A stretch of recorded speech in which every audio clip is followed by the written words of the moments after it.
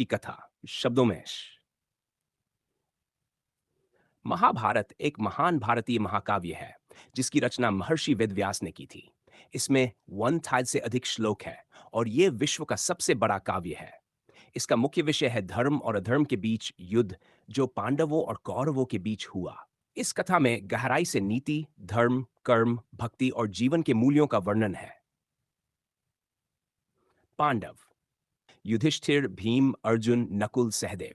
दुर्योधन और उसके 99 भाई। कृष्ण: भगवान विष्णु के अवतार, अर्जुन के सारथी और गीता के उपदेशक।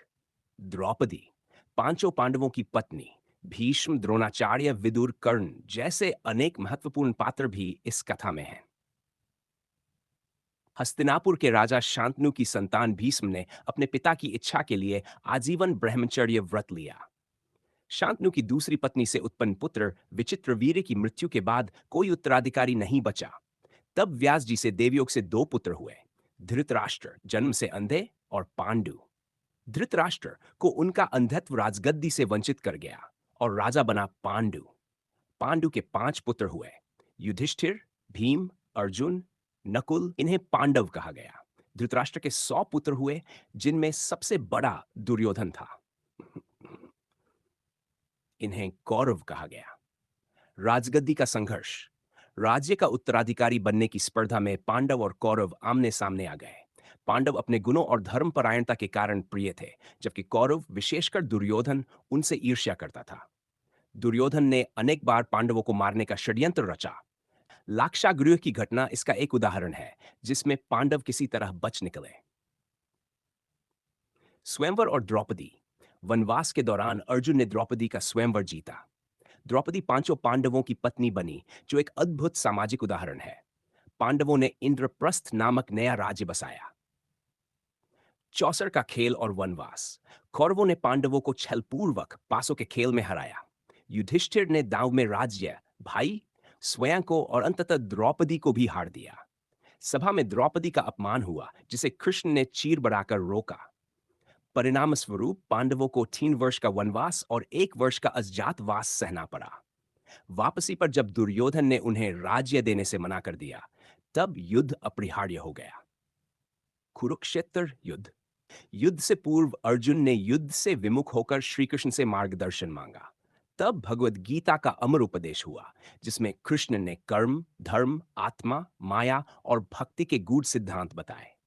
कुरुक्षेत्र का युद्ध ये 2.5 दिन चला। दोनों पक्षों के महान योद्धा भीष्म, द्रोण, कर्ण, अभिमन्यु, घटोत्कच, जयद्रथ आदि वीरगति को प्राप्त हुए। यु पांडवों ने युद्ध जीता, किंतु भारी हानि के साथ। कौरवों का वंश समाप्त हो गया। भीम ने दुर्योधन को गदा युद्ध में हराया। अश्वत्थामा ने युद्ध के बाद पांडवों के पुत्रों की हत्या की, जिससे वंश लगभग समाप्त हो गया। श्री कृष्ण ने धर्म की पुनः स्थापना की, परंतु स्वयं यादव वंश के अंत का कारण बने। महाभारत का अंत: राज्य पाकर युधिष्ठिर दुखी रहे, क्योंकि यह राज्य करोड़ों लोगों की मृत्यु से मिला था। अंततः पांडवों ने त्याग करके हिमालय की ओर प्रस्थान किया और वहीं उनका अंत हुआ। केवल युधिष्ठिर जीवित स्वर्ग पहुंचे। महाभारत की शिक्षाएं: और धर्म और अधर्म का स्पष्ट भेद नहीं होता।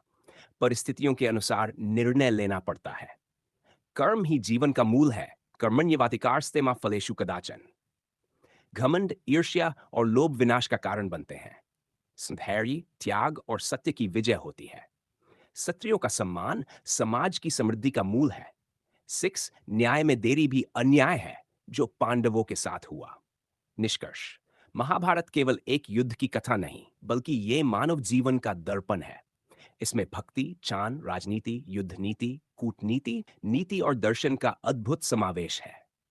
भगवद गीता इस महाकाव्य की आत्मा है, जो आज भी मानवता को मार्गदर्शन देती है। यदि आप चाहें तो इस कथा को वीडियो, ऑडियो या बाल कहानी में भी रूपांतरित किया जा सकता है।